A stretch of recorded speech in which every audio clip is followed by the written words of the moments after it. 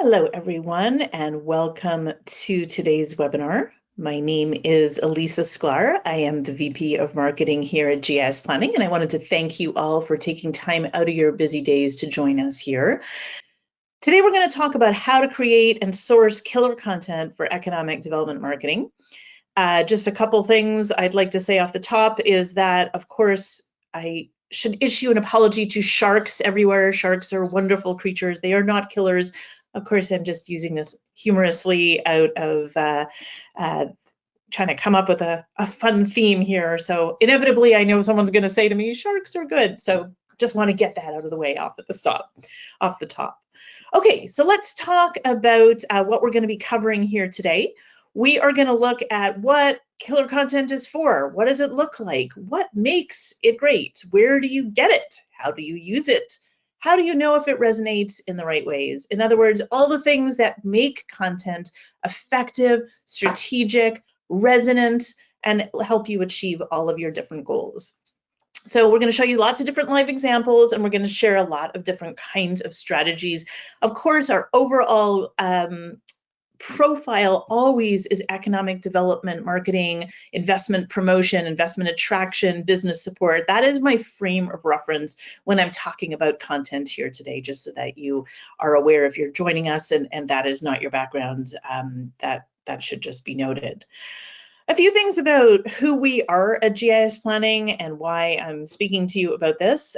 We are the world's leading online site selection data tools provider. We provide comprehensive information to help new, expanding, and relocating businesses find their best locations for success in your region.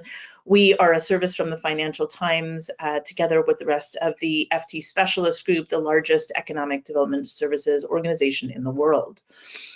Now, my job at GIS Planning as VP of Marketing is partly to work individually with all of our clients to help them achieve maximum success in using their interactive data tools. And that means that I spend time on hundreds of economic development websites over the last 10 years, helping them think about things like link placement and email campaigns and e-newsletters and trade show collateral and social media posts, blog posts, webcasts, webinars, podcasts, whatever it is. And so that is part of what I spent all of my time doing and why I am here speaking with you today about these things.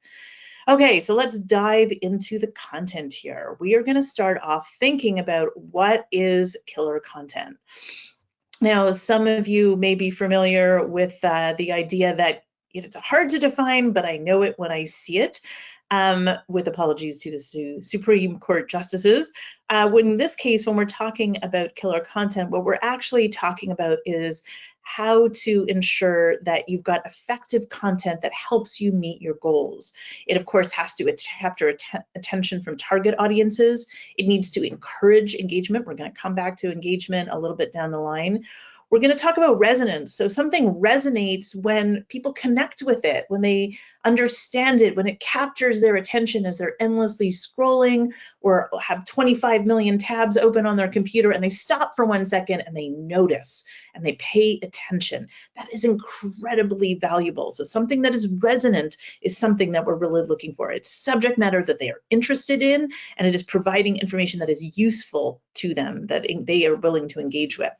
Next is recall. They'll remember it. We absorb so much information every single day that's tossed at us in all different ways. If you can remember it 20 minutes later, an hour later, at the end of the day, at the end of the week, that is a huge, huge victory. And of course, killer content is something that leads to action. It's not enough to have a clever ad. You always want to make sure that they're doing something with that ad. That's really, really important. Why killer content? Well, last year we did a global survey of site selectors from around the world.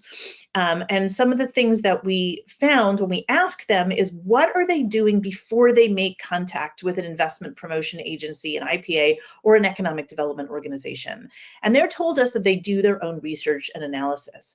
And far and away, the most important place that they went to do their research analysis was the Economic Development Organization website. You can see that red bar at the top. The next place that they went was a third-party data source. After that, peers and publications and media, peers and colleagues. You know, the information sent by an IPA, that light purple bar down there, that's way down the list. So it's really important that you understand they are coming to your website specifically to do that research and analysis, and you can drive them there with fantastic content to help get their attention. Something else that we ask them is, when do you first contact economic development organizations for data? And when we looked at this, we found that actually at least 70% of the time, economic developers don't find out until well into the process, if at all, that in fact they're being considered for an investment or site selection project. They may not know until the shortlist part, and that's way down the line. So if you're gauging your workload on the business cases you're preparing, on the contact that is being made with you, you are missing out on a vast portion of leads. You may be losing leads without even knowing you were in the running, and that's just not something anyone want to contend with. So the point of fantastic content is to capture their attention, and so that we can begin having that conversation, they can begin vetting you and encourage and considering your region on your website with the tools that you have there. Now, in terms of overall goals in economic development marketing and in place marketing, investment attraction or promotion, we know that these are some of the desired actions. You're looking to get emails or calls for more information from potential investors and site selectors.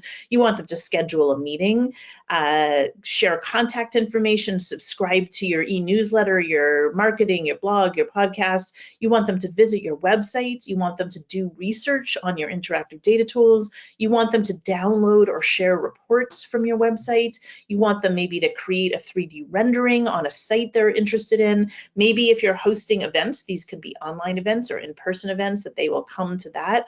And then also we want them to think about following your social channels, liking, commenting, and sharing on those feeds as well. So there are many different kinds of actions that would determine whether the content you're creating is effective or not. Now, when I'm working with economic developers, oftentimes they will come up with compelling ads that go nowhere. So we call this vampire creative. Vampire creative is when you create a beautiful, funny, or interesting ad that does not lead to action. You're literally sucking the blood out of your marketing there. So with apologies to vampires everywhere, it's really important that you always build that action in there. So how do you do that? You do that by strategic sharing. You really want to think about that idea that, you know, sharing is so critical. And how do you share? You want to share back to your website. That is one of the things I'm always looking for. And that's one of the reasons that I don't think of the tools we built at GIS Planning as interactive GIS data tools. I mean, they are those things, of course, but fundamentally what we have designed are place marketing tools that enable you to share specific instances of analysis. So in the GIF that you can see on the screen here, you could not only share to email or download as a PDF or share directly to social, but you can generate the hyperlink that you see highlighted there in blue. That will drive people back to your specific instance of analysis. So if you are sharing things on social media, in an email newsletter, in an email campaign, in any of these ways, you want to be able to drive people back to your website. That link always needs to be there. So what does that look like? I'll give you some different examples here. These are live examples of social posts. Focus Central PA, you can see the link is right there. Mesquite, Texas Economic Development, they've got a link in there. Glasgow in Scotland, linking back. Four Corners Economic Development in New Mexico, Grapevine, Texas, Pasadena, Texas, all of those are including those links. And I always look for them in social posts because too often they are not there. And then you've got that vampire creative sucking the blood out of all the fantastic content you might otherwise be generating. All right, so the next step here is to think about how you can strategically tell the story of your location. And that is visualizing data. It's also visualizing or providing some compelling content that helps to personalize your region and make it seem appealing. So let's start with your with the website here. Now, I think that I've got a way to do this. I've got a poll here that I wanted to try and share with you. How engaging is your website? Let's see if we can do that. Okay, so what I'd love to hear from you guys is a moment. Let's see if you could take a look at this. How engaging is your website? I'd like you to select one of the following. Tell us what you think and let us know what that looks like. And then I'm going to share the responses back with everybody there.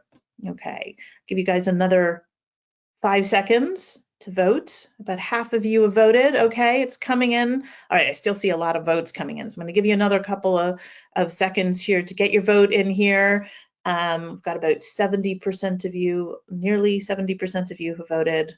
Okay, great. All right, I'm going to close this in 5, 4, 3, 2, 1. All right, so let's see if I can share the results with you. How engaging is your website? So a little more than half of you say it's pretty informative. About 40% of you are saying it's a bit boring. Only 7% of you think that it's excellent. So we can do better. We're going to talk about some strategies to make it better. All right, now I'm going to get you another one here. I'd like to hear your responses to this particular poll. Does your website have the following features? And you can actually select more than one of those if you want to. Tell us whether your website has got web chat. Does it have reverse IP lookup so you know what companies are visiting? Does it have interactive data tools? Are there digital experience analytics? So that would be something like Lucky Orange or Full Story that allows you to see anonymized visits from visitors. You can see what do they click on, did they scroll down, what parts of website pages they're visiting. So you can get a sense of how effective actually your website is by literally mapping out the journey of the visitors to your website. Anonymized, of course, I always suggest that these be anonymized. You just want to get a sense, a barometer of effectiveness. And then the last one you could choose is regularly updated content. So that would be things like blogs or podcasts, maybe webinars or video channel that you're sharing, different kinds of videos so that people can actually see those. I'm going to give you, well, got a little more than half of you have voted. I feel like we could do better than that. I would love to get your information. So I think this would be useful to everyone who's here. I'm going to close this out in 9 seconds. So get your vote in, and then I'm going to share the results so you can see with a lot of people attending this webinar today. So it'll be a really interesting snapshot to see what people actually are able to see. Okay. So I'm going to close this out in 1 second and let's share the results here. Okay, so only 7% of you have web chat. 60% of you have interactive data tools. That is excellent. So as I just showed earlier, we know this is what investors and site selectors are looking for. The next step would be reverse IP lookup. So that would be things like lead forensics, lead feeder, what we call lead gen ID. That lets you know what companies are actually visiting your website. Digital experience analytics, those are the things like the mapping, the heat mapping, things like Lucky Orange or Full Story. And then regularly updated content, that's really great. Almost 50% of you have got that. So things like blogs or podcasts or video channel, that will bring people back over and over again. So not only you have to have great content, but you want to think about that. Jennifer, thank you. You've pointed out that there is no none of the above option for this. I appreciate that. You are quite right. So if you have none of the above, then I will understand that that's perhaps one of the reasons that some people didn't vote. Apologize. I think I ran out of options on that one, actually. Fair enough, though. Fair enough. Okay, so let's take a look at some other kinds of stories or different ways to share stories on the website so that we can make this as engaging as possible and help to spread the message about the things that your region and your location can offer. So the first thing, of course, is we want to talk about your place, your businesses, the people who are there. And there's so many stories there. These are the longtime companies and businesses that have been in your area. well-known local businesses, maybe the ones that aren't that well-known that deserve a moment in the spotlight, respected local organizations. These could be charitable organizations, historical organizations, cultural, neighborhood organizations, information or stories about locally made or sourced products. So that's always fun. Also, a story about business incubators and accelerators. Now, this is the thing about this content, is we have an incredible appetite now for homemade content. Your iPhone, your Android device are perfectly acceptable for going out there, maybe get a tripod. I think that always helps, and just start shooting short videos about the organizations or businesses in your area, or have someone call them and just get a short 200-word snippet or a couple of quotes from a business or an organization about your area. This starts to build out the color in the area to kind of, so that it doesn't just feel just so black and white, that we know something about your area, the organizations and businesses. The next place to go for stories are the people and the places. And too often on economic development websites, I see pictures of just places or cranes or skylines. People are the essence of any region, and there's something about a face of a person. We are hardwired to connect to that. Here's some examples of the people you can actually interview or get quotes from, or short videos or audio snippets and invite onto a podcast. Entrepreneurs, company owners, the workers. Don't forget the workers, especially in an era where workforce attraction is so critical. We want to hear their stories too. The clients of your anchor companies and important companies in your areas. Elected officials would be another important one. Organization leaders, researchers, experts, teachers, someone from the local historical organization or association in your area, someone from a register of historic places. Walk us through that. Of course, some of you who live in places of natural or unusual beauty or appeal, that's something you can definitely promote. Recreation, especially, again, I'm going to come back to that workforce attraction piece. Why should people come to your area? We want to share that information. Anything about your area that's cool or different, that offers that kind of like filling in that local color so it seems like an interesting place to be. And also, don't forget places that are familiar from films or television or famous photos. That's another way to get people's attention. All of that is stories. All of these can be blog posts or social posts, or the subject of an email that you send out, or something that goes into an email newsletter. Always, of course, with the link back there, but those things are really useful.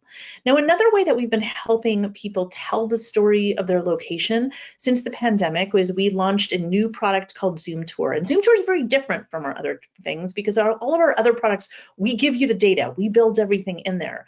Zoom Tour is kind of like PowerPoint in the sense that it is a cloud-based, well, in our sense, it's a cloud-based piece of software. It's a piece of software sort of like PowerPoint that you fill in the content.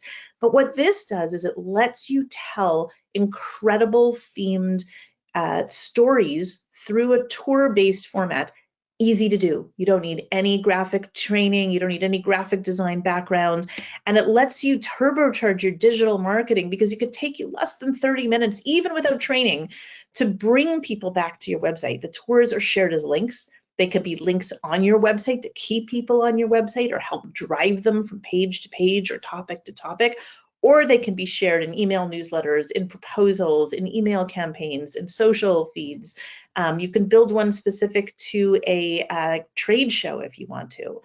So I'm going to share the slide deck with you afterwards so you can see what these tours look like, but these are different examples of different tours. So this is a site selection tour, and you can click through on the link in the Prezi when I send it to you. That basically walks people through all kinds of information. You have images, video, text, hyperlinks, social feeds. You can have data. You can have street view, immersive interiors, 3D renderings. All of that can be included. We've had clients build tours specifically to attract film and video production. The city of Abbotsford, BC has just done a brilliant job with several of these film and video attraction tours. So you can click through, you can see what that looks like. It's literally an immersive walkthrough on their main street. Another great one as part of a tour that Santa Clarita Valley has also built, and I encourage you to check that one out too. You can also see that there are tours that profile target industries. This is one created by Yuma, city of Greater Yuma. They are profiling different industries, and in each one of the stops along the tour, you'll see different companies with links to those company websites, with pictures, with Google Street View that you can explore and see what that looks like. Another kind of storytelling is specifically a sites and buildings tour. And again, this is profiling data, but it also is walking through some of the different areas, in this case, Montgomery County, Ohio, where you can get information about the region, get more information, explore different properties that they're trying to promote. So a great way to have a featured property tour. We've also had tourism tours being built, workforce attraction tours. So different ways, again, because they're tour-based, you can bring people through them, look at the different images, video, provide the information. The calls to action are built in there with website links that you can easily use to get them from place to place. And then finally, we had some interesting ones built, British Columbia disaster response tours. A disaster hits, you don't have a lot of time to respond. It took them a short, concentrated period of time to be able to build specific tours where you could drive people back. In this case, they were at BC EDA. They were looking to drive support to businesses that were still open in the area. So they created this tour in one town, so that Princeton in British Columbia, that people would still go and they would still spend their money there and keep these businesses going. Another one in Abbotsford for all the people who were hit by the flooding. So if you were an agricultural producer, there were different sites and links that they could go to check those out. Just a great way to help drive people to those different places. So those tours, really compelling, easy to build ways to do that storytelling, very engaging content, and a great way to keep people on your website and to tell them more. Now, storytelling with data is the next kind of storytelling we're going to talk about here. And in this case, we're talking about turning data itself into content. And again, this is what I was talking about. We really see content production as critical to building killer content for economic development, investment promotion, and place marketing. For data to be effective, it needs to be interactive. Static PDFs are so 2010, you cannot go that way. You're going to lose people, it's outdated, and our eyes glaze over. This is not resonant content. Regularly updated, absolutely critical. They need to be able to count on the data. It needs to be visualized data. Again, our eyes glaze over when we encounter spreadsheets and too many tables. It needs to be easy to share. We want to avoid that vampire creative moment. So share in different formats so that people can see that data, and that hyperlink is such a critical part of this. Your data needs to be robust. So you've got lots of data on different points that people might be interested in researching in order to make location decisions. Creative, that's the resonant piece and the recall piece. You want them to remember it. It needs to be relevant, so localized to your geography for your specific region, and it needs to be strategically deployed. So put into formats that people can use and shared in ways that are meaningful to them. So some different examples here. Community data. This is from the state of Connecticut, and you can click on that link if you want to see what that looks like. But in this case, this is community data. You've got information about the technical schools, universities, airports, but also all of the passenger rail in the area. So at the same time, we've got a heat map showing education attainment, everyone with a bachelor's degree. And every one of those blocks is something you can click on. You can also go to the block group level if you want to get more information. So this is offering that color about your region, providing engaging quality of life details, helping people connect with your community, informing your community stakeholders, because that's part of our job as well, and attracting workforce. The next piece, of course, is the property data. And there's so many engaging ways to do that. You can share property reports and data that's easy to share. I love this LinkedIn post by the Detroit Regional Partnership. We build Google Earth 360 flyovers into every single property in your system because, of course, not all properties have beautiful virtual tours created for them. That way we make sure that there's always at least this. They created a GIF with it. If you're scrolling through LinkedIn, this is absolutely going to catch your attention because it's beautiful, it's unusual, it's different. And of course, there's the link, the all-important link. Another great example, Albuquerque, promoting a particular property here. We have another example here from the Beacon Council in Miami. Oregon here promoting an industrial property of the month. You could be doing that also properties of the week or properties of the month. And one of the things that we did was really a few short weeks ago was add a easy to use 3D rendering feature for every single property automatically in Zoom Prospector. This is really engaging content for a number of reasons. First of all, it helps your prospects picture their investments because they can easily build it without any training. I mean, 3D renderings usually are time consuming and expensive, and they're hard to do. You needed experts to do them. Now you don't. It's instant. It can be done for any property in your system. And then you can save them and you can share those properties in different ways. So that makes it great content as well. So we've got some examples here. This is a 3D rendering created in the state of Maine Zoom Prospector, this beautiful property over here that can be easily created and shared. We have some other ones here. Focus Central PA also has another rendering. They added this into a post that they were doing online. And another example here from Edmonton up in Alberta, where it helps people literally picture their investment. Once it's saved, it's added to 3D designs. You can share it by clicking on the share button and sharing that link. You could put it in proposals, and the EDOs can see in their admin all of the 3D renderings that have been created by people who visit their website, and they can then choose whether to publish them or not. The people who create them, it's not shareable with others unless the admin publishes it or they share it with a link. They'll be able to see it, but they can still do something confidentially if they prefer to do it that way. Loads of examples for property data then. And that takes us to business data. And business data is critical because people who are making investment decisions want to map and analyze and share business and industry data. We update our business and industry data every single day because businesses open and close all the time. They can map competitors, they can look at suppliers and supply chain information, they can showcase relevant infrastructure. We have drive time that can be done by time of day, by truck, by pedestrian, by cars to or from. And you can click on this link if you want to see the business report for Fulton County, Georgia, where they've just launched. So really one of the most populated areas around including and around the Atlanta area, with the busiest airport in the country. And then you can see examples of posts from other places that are looking at business data and promoting them with links that drive people back to their website to help see them as an area that's powerful for business.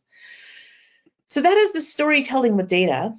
Finally, this is the last piece, and I'm happy to take a couple questions. I know we're running up against the end of our 30 minutes here, is to think about how are we tracking people online? This is so critical. How are we tracking? So people are visiting your website all the time, and it's really critical that you know they're leaving traces, just like we leave footsteps when we walk through the snow or the sand or the grass.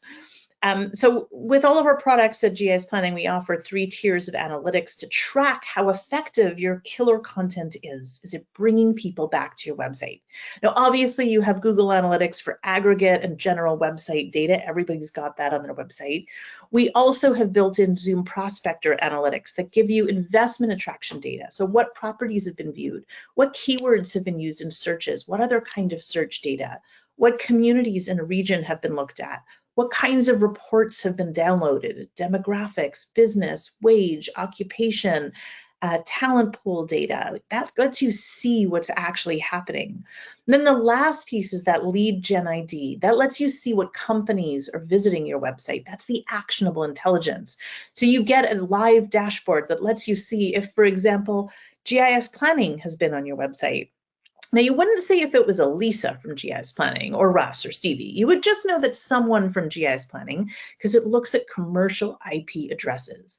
And that gives you very powerful information that lets you know whether you've been effective in attracting the right kind of people to visit those tools, to do the research that you're hoping that they're due, and that you've put all this effort into designing fantastic content so they'll do it. And then the last piece to consider is the web engagement, web bots, web chats. This is something that we have where people actually come to your website and you can choose to engage them right there. Can I help you find what you need? Kinds of questions that you might get, and you can answer their question on the spot, share with colleagues, respond offline, set up meetings. It's a really powerful way to connect with people at that moment when they are on your website, and you ensure that you've gotten them the information that they actually need to make decisions. So that brings me to the end here. You have ways, of course, to reach out to me. I'm happy to take any questions. You can put them in the questions field of the GoToWebinar control panel on the right-hand side of your screen. I'm just looking, I see some questions have come in. Someone's asking if I can suggest specific tools for the website. Then you can take a look at the various things that I've promoted here. You're going to get a link to this afterwards. As I said at the beginning, I will be sharing a link to both the slide deck and the video recording here. And I'm happy to share that with you. Now, a couple of you are indicating that you'd prefer to reach out to me individually. Please feel free to do that. I'm very happy to answer any questions that you might have. I want to thank you all very much for taking time out of your busy days to join us here. Thank you for the work you are doing for your communities. I look forward to connecting with you, and thank you again for joining us here today. Take care and goodbye.